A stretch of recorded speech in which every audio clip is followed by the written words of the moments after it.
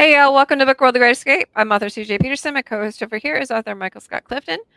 We have a lot going on. Before we start, Mike, how was your week? If I'm not mistaken, you were a speaker this weekend. Yeah, we had the Northeast Texas Writers Organization Writers Conference. Normally, it's held in the spring at the end of April, but we had area-wide power outage, Oh no. Yeah, that's right. unfortunately, at that time, and we had to reschedule it. And it was great. I spoke on the use of magic in writing books, particularly magical realism, what we focused on. Author C.I. Chevron spoke on writing effectively with bated breath. And Mike Wigington, who's been a guest on Book World, spoke about world building and setting. It was a conference that was basically focused on science fiction and fantasy, which we normally don't do. But a lot of authors who are not familiar with that, the hope was that it's not quite as much of a reach as they might think. So we had a lot of good response. It was a great conference, and also this week, Melanie and I will be at the Books and Barrels Shoporama, which will be in Longview at Mod Cod Convention Center. It's a fundraiser done every year for the East Texas Alzheimer's Alliance, and it combines wine tasting and vendors. And what could be better than books and wine? So it's going to be. We're looking forward to that. It'll be from I think 10 to 5 at inside the Mod Cobb Convention Center. And one other thing I forgot to mention on last week's podcast is that I was proud. Well, I might have mentioned it, but I've slept since then. So if I've repeated this, y'all pardon me. My book Pringle Prawn won a Reader's Favorite Honorable Mention Award, which I was particularly proud of. And they're going to be having the award ceremonies in Miami, and I think that's going to be next year. Is it? Anyway, I don't know if you're going yet, but they're also display your books there for the books that were winners will be displayed for the public and for publishers and things such as that. So I was really proud about that. And None of my magic is working today. There we go. Yeah. Got one of them to work. And Okay, anyway, congratulations. that's what's happened. Yeah. What do you have going on for the rest of the year? As we head into the holidays, there's a lot of things you need to mark the calendars real quick with. So in October, we have Mount Pleasant has the Uncorked Wine Festival, which will be from 12 noon to 6 p.m. at Heritage Park in Mount Pleasant. We haven't been at this before. It'll be a first time. And then also I will be at the Longview Public Library on Saturday, November the 2nd. It's Indie Authors Day. And CJ, you'll get a laugh out of this. I'm supposed to be presenting on AI in writing. So that's a technically oriented guy. Yeah. So we did actually a podcast on AI a while back. So I'm going to have to brush up and watch it over again to see what we thought. But yeah, it's just the bare bones. The one about AI and publishing and all that. And I'm looking forward to that. And then Mount Pleasant has what they call Deck the Halls, which is held at the Titus County or Mount Pleasant Civic Center. And that is going to be on Friday and Saturday, November 15th and 16th. I've been doing that for years and years. So we'll continue again on this year. And other than, let's see, Longview Art Walk, last one will be on December the 12th, which is my birthday, in downtown historic Longview. And that's going to wrap things up for the year. Awesome. Well, the reason I hadn't mentioned that is because last week, there's a post on my Facebook, so some people know, some people don't. I found out that surgery that I had back in January when they fixed my labral tear, they also removed a tumor, and we found out that it was actually cancerous. So they did some scans. We talked to our oncology doctor this morning, and they're going to be doing a surgery to remove the remaining portions of the cancer, as well as hip replacement. And then following that, about 6 weeks of recovery will be followed by radiation therapy and potentially chemotherapy.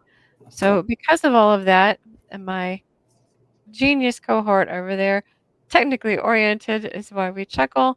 Um, we're going to go ahead and suspend Bookworld after today's episode till probably the new year, just because of the timing of everything. So that's why I want to make sure that everybody was aware of where he was going to be showing up. Me, I'm going to be recovering from surgery and going to be working on radiation and chemotherapy. Any good thoughts or prayers coming my way would be greatly appreciated. There's a lot going on in my head right now, and I'm trying to wrap everything around it. So, in the meantime, today we are going to be talking about book covers and judging a book by a cover because that is a very important issue when it does come to books. People are like, well, you never judge a book by its cover. And I'm going to call baloney on that because that is not true. There's a couple reasons for it. One of them being because that tiny little thumbprint, thumbnail, is what is the first thing that a lot of people see, especially the electronic version. And it needs to stand out. If it's too dark, they won't see it. If it's too busy, they won't know what they're looking at. It needs to be able to pop. So you have to have colors that pop. You have to have a design that stands out. You have to have a design that doesn't look childish or doesn't look like somebody did it in the back room and decided to put it up. You have to have a good quality cover. You also have to have a cover that represents the book itself and the story itself because that's the first representation of the story that they see. Mike? Well, I mean, that's the cliche. You can't judge a book by its cover. Technically, is true, but when it comes to attracting readers to take, to stop and look at your book, that is like you said, I call baloney double on that Mhm. because that's not true. I've been to enough now. Digital book covers um, that you look at, even though they're different in terms of you're using a data device to look at them. If you go to Amazon and you click on the book and you look at and well, if you go to an Amazon site and you're looking for an ebook and you spot a the thumbnail image and you see a brief description, what's the first thing you're going to do? You're going to click on the thumbnail image to enlarge it. In fact, Mhm. Amazon's made it easy. You can zoom and make it even bigger and turn pages. So and then I know for 100% fact, being at so many book events and book shows and things like that, uh, a cover, a good book cover, stops people at your booth. Oh, yeah, It hands down. stops them at your booth. And I've the old adage, the first thing people look at is a book cover. Mhm. It is. Second thing they're going to look at is the back cover description of it, Mhm. or they'll look on the digital description on Amazon. Third thing they may do is read a few pages. But, Mhm. but if you don't get them to stop initially to even look, none of that's going to happen. Mhm. And an amazing book cover uh, can really drive some book traffic and get people to stop, and look at your book. And from that point on, it's the book either sells itself or it doesn't, but they still have to stop and look at it. And we Yeah, they both s know that's true because we've yeah. been there, done that with so many different book events. Well, they say you never get a second chance to make a first impression. The book cover is the first impression, Right, right. flat out from the get-go. It's kinda like a movie poster or some sort of a trailer. That is the first impression that a lot of people get of your story, and it has to be good, and it has to represent the story. There are some books where I've looked at it, and I've read the story, and I'm like, "But what does that have to do with the cover?" It doesn't make sense, and I'm like, If you have a plumber on the schedule with saggy pants and his crack showing, you can be pretty assured it's not about fantasy. "Mhm, And if you see a dragon with wings spewing fire on the book cover, you can pretty much be assured it is about fantasy. Mm-hmm. And and I think, CJ, that you get what you pay for with a book cover. Mm-hmm. If you want to go cheap, and I don't mean this in a disparaging way, but if you want to go cheap, there's a site called Fiverr you can go to and get books. It's called Fiverr because you supposedly can get covers for books for $5. I haven't used it, but I know lots of people that have. And I've also known people who've gotten great book covers from Fiverr. yes, Fiverr, it oh, just depends on how much you want to pay for. right, And there are some that you can get for $50, some you can get for $100, some you can get for $200. right, Um, you can get really good quality book covers. A lot of it just depends. Sometimes it's your skill, sometimes it's the skill of the cover artist. yeah, Sometimes you just need to know how to pick it because you only get that one chance to make that first impression. right. And I wasn't disparaging Fiverr, but I'm saying, for there are book covers you can get for $5, but like you said, probably, you know, you may want to spend a little bit more for a better book cover. I have what I decided uh, for my books, and of course, anyone following the show knows that I primarily write science fiction, fantasy, magical adventure.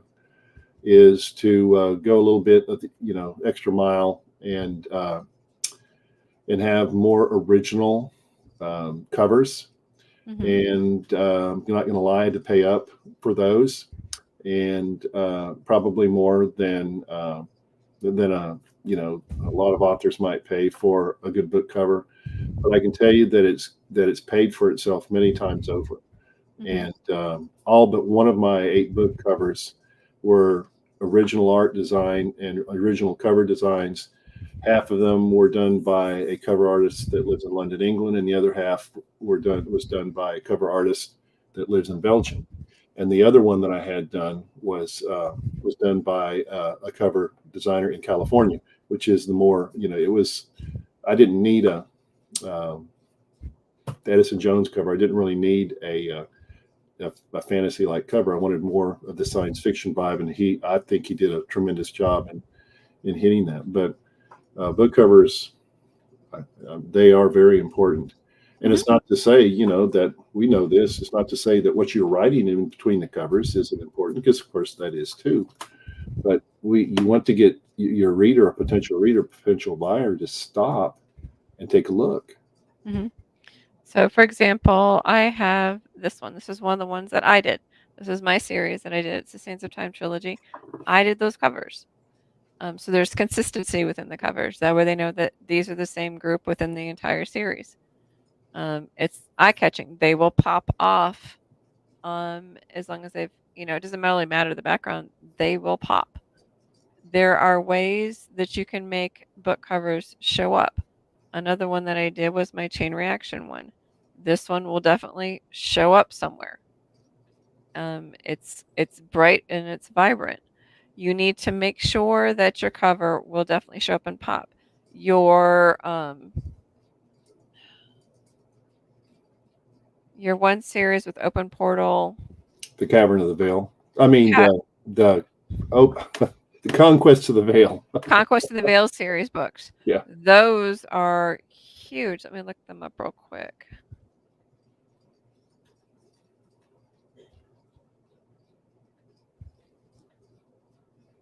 Um, those books themselves are really good for try to find your website. There you are. Um, books, Conquest of the Veil. So let me bring that one up. So on Mike's website, he has this Conquest of the Veil series. So as you can see them on the video, you can see how all of them are different colors, but they're all very vibrant and they definitely pop off the screen. And as you walk by his table, all 4 of those are definitely going to catch your eye. And that's what you want in a book. That's what you want in a cover of a book. You want to make sure that whatever that book is, it's going to catch somebody's eye, right. especially if they're interested in some sort of like a sci-fi, fantasy, paranormal, romance, whatever the genre is, you need to make sure that that Yeah. particular cover is going to catch whoever's eye is going to be walking by. And I know it's counterintuitive, but obviously, as you were saying, TJ, the cover should be representative of the genre and the story that you're writing. Hmm. And I guess maybe one of the worst things a writer or potential writer author could do is to pick a cover that has no relationship in terms of what the image shows to the story that's within the book. You get angry readers then. Hmm. So, like I said, I know it's counterintuitive, but the more true to the story of the book that the book cover can represent, obviously, the better. And I have seen some amazing book covers. I know you have too, CJ, and it's wonderful, CJ, to be like you, that you can create those kind of book covers for yourself that that are great covers, and they do represent the story. The rest of us humble crowd has to go out and get people to do that for us. Right. And there are places like Fiverr, there's 99 Design. Yeah, You may have a friend who's a graphic designer that may be able to help. You have to be able to fit it into certain dimensions when it comes to Ingram, Spark, as well as Amazon, and figuring out how to do it. You have to be able to work with Photoshop, making sure that you're fitting their dimensions and how you're creating it within there. There's a lot of things to consider. People are always like, "Well, where do you get your models for your books?" Actually, little secret, Dreams Time. Whenever I go to write my books, I have in mind what I want my character to look like. I actually go to Dreams Time to get the character. Because if you notice in those book covers, they were real people. I went and got them because that's my character. That's who my person is. That's who I'm writing. And that helps me to stay focused on who my character is and what they look like. Because that helps me to be able to write about them a little bit better. What they look like, how they operate, and so that helps me as far as that, but also helps me to think about the design of the book cover as I'm writing the book as well. right. And I know in formatting books, um, in relation to the book cover, and I learned this the hard way. Trim size is, that's extremely important, and the book cover has to be formatted to fit the trim size, and the trim size is how big your book is going to be. Hmm. Is it, I what is standard, CJ? Is it Five five, and a half by five, 8.5, 5.5 by 8.5? or 8.5 by 5.5. 8.5 tall, 5.5 wide. Some get them a little bigger than that. Some of them more pocketbook sized. Although I would I use the standard size, which I like, but you can get them a little smaller. I wouldn't recommend that because you can have an amazing color, and I'm talking about a physical book now. Okay, Hmm. that if you're displaying it, Matthew Cole says hi. Hi, Matt. hey, but if the book is compact paperback, for example, um, you really can't appreciate the book cover on it because it's just Hmm. too small. And that's again, each to each their own. Uh, but if you have a physical book and you're at a book event, um, you do need to have a book that can accurately and best in the best way possible put your book cover forward. Because Hmm. as we've said, and it bears repeating, yes, you can't tell a book by its cover, but it can. You can't. A book cover can stop a reader to at least look at the book and take a glance and see what it's about. Oh, like I said though, I call baloney in that you do judge a book by its cover. It's the same thing, for example, like if I remember correctly, Matthew actually does do comic books. So like comic books and graphic novels. You judge a book by that. And Right. theirs are a little bit bigger. So they have to get a lot in just that cover. And I think theirs is an 8 by 10. So they have to get everything in that enough to catch that person's eye and want to grab that comic book or that graphic novel. And it's the same thing with our novels that are, 8.5 by 5.5. We have to do it to the point that they want to be able to grab it and pick it up. It Right. has to be eye catching enough. Whether it's that little tagline on the front along with it. Matthew says everyone judges comics just by the cover. Covers everything in the comic book world, and it's the exact same thing in the Yeah. novel world. Yeah. the cover counts. Yeah, graphic novels, comic books, you know, uh, you definitely do judge the book by the cover. In fact, uh, that's especially with graphic novels. I mean, that's all there is. I mean, that's it's almost like a book cover every page, and He it's says it's unfortunate, but it's true. yeah. But I think you, whereas you can't maybe strictly tell a book by its cover, you can tell a lot. You can tell the genre, Hmm. you can tell some of the elements of the book. Again, if you have a dragon on the book cover as opposed to a hot rod, you know, uh, what does that tell you? You're not going to mistake a book with the General Lee on the front cover with a science fiction novel or fantasy. Hmm. You So can also guess the time period, which is kind of cool too, that's true. That's because a very important point. you can play around with the time period. You can play around with the genre. You can have all sorts of fun with the cover itself, which is it lends to the story. It's part of the actual story. Right. So with mine, I like to put a lot of elements of the story itself within it. Matthew says, then here's the other side. You have an amazing cover, and then the interiors suck or very poorly written and designed. So, yes, that is true as well. Yeah. But you got to start with the cover regardless. Yeah. So whenever I do the covers themselves, like I said, I try to find little elements that I know will be important to the storyline itself.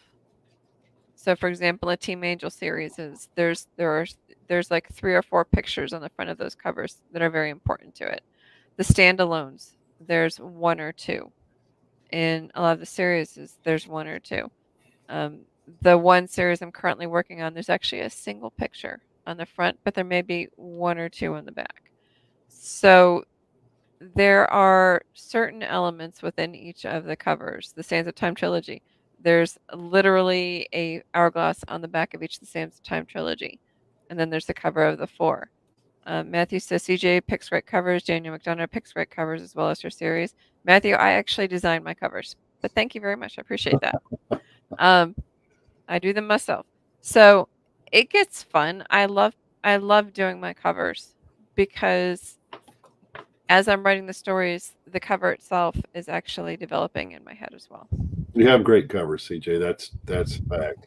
Well, thank you. You know, and I was struck. I was thinking, He what says, Matthew "Oh, said cool, great work. Thank you, sir. Appreciate you." about the comic books. Because yeah, you expect those, but then you start looking at when you think about it, and uh, if you read, for example, historical romance, Mhm. you expect a certain kind of cover. You're Mhm. looking for a certain kind of cover.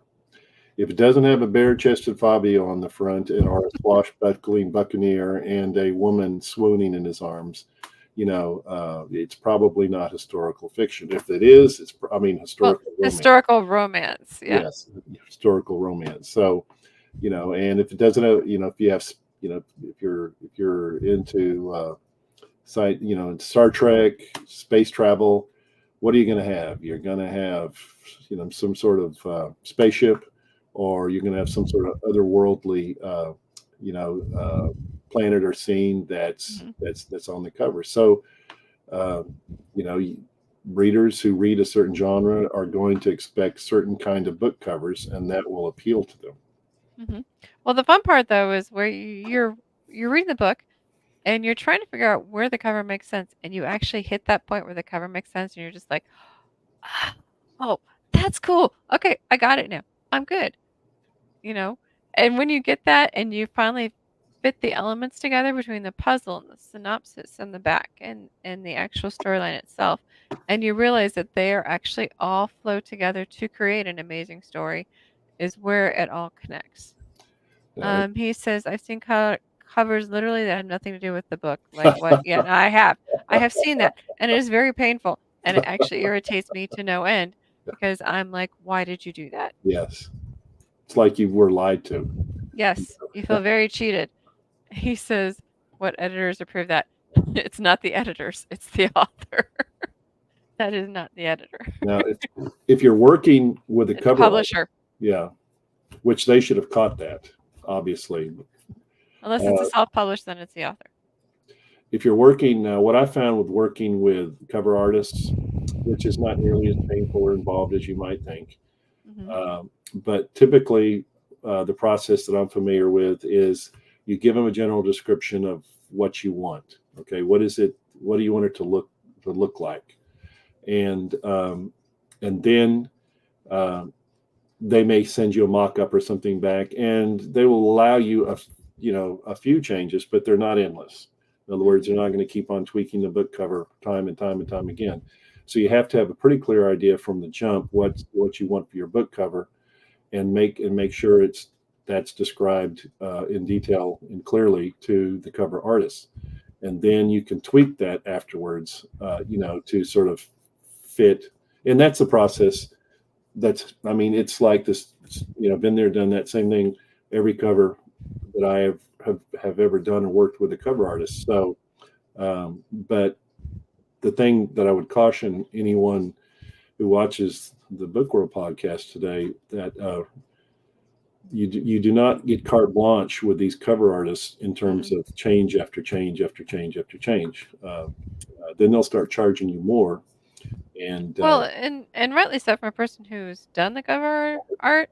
It's actually not easy. It is kind of a pain in the behind, to be honest. It's not fun. And Matthew did correct it. He did say publisher. I meant um, to make changes. And the problem is when you have that one client that wants to continue to make changes, and it ends up being like a time suck. You actually have to charge them because they're taking more time when they had this one right, original concept, and all of a sudden by like the third, fourth, fifth, that concept does not resemble what they told you in the beginning. And true. so you actually have to charge them. So you've been there, done that. You Oh, know, yes. yeah, And Matthew says 100% yeah, because that does happen too. And it's just like that. That's not what you said here. This is what you said. yeah, And this is what I did. No, I don't mind two or three changes. And they will tell you in the beginning, two or three changes works. yeah. But there are some times where it's like, no, I changed it exactly what you said. And this is not what you said. And a lot of them So, will, a lot of them will have that if they do this for a living. These cover artists, they'll have it spelled out, their mhm, package and how many changes you can make and mhm. what you have to provide and all that. It's not ambiguous. It's pretty clear. Oh yeah, for the first cover artist, I actually did work with the first 8 of my books. He actually had this whole 3 or 4 page thing, and it's just like, what colors do you like? What colors do you don't like? Give me a synopsis of your book. Give me a little bit more detailed version of your book so I can, hit a little bit more of what you're looking for. And then there's the size. Give me, you know, there's little things in there of what he specifically is looking for so he can get an idea of what it is that you're wanting. And then on one of the questions is literally, how do you envision your cover? Um, but he and I already had clicked by like the second book. So by the third book, we were already coordinating. By the second series, I had already picked out the main character and the pictures. So I would just send him the pictures and we just go from there. And that's why I just started doing my own books from the other one forward because I was already doing it. So there are ways to figure out what you're wanting and what you're not. Like I said, go to Dreams Time. Right. Figure out the different stock photos that you're wanting if you want stock photos, or at least an idea of what you're wanting. You can kind of find that on like a Dreams Time or a Shutterstock. And then you can take them and say something like this. If you're wanting to do an original, something to this effect. It gives them some sort of a basis to kind of jump off of if they're making an original. So, well, guys, we're out of time. It's been fun. Talking books and covers, and just remember that people do judge a book by cover. Make sure to do it correctly. Again, we will be suspending Book World till probably the beginning of the year. If you missed the announcement, rewind to the beginning and it will be explained. Um, we don't take this decision lightly, but we don't want to promise and continue to cancel stuff. Right. So we're thinking of you guys first and foremost.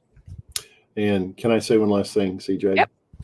Yep. Just your regular Book World followers, prayers for CJ that she makes a complete and successful recovery. And of course, Millie and I will continue to pray for you, CJ.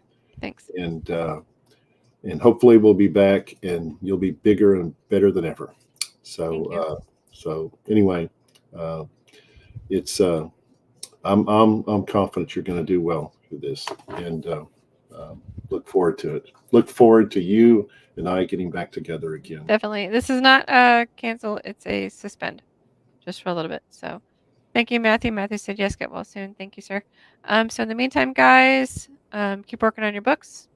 Authors and readers, keep reading to make authors happy. We are your biggest fan. Thank you.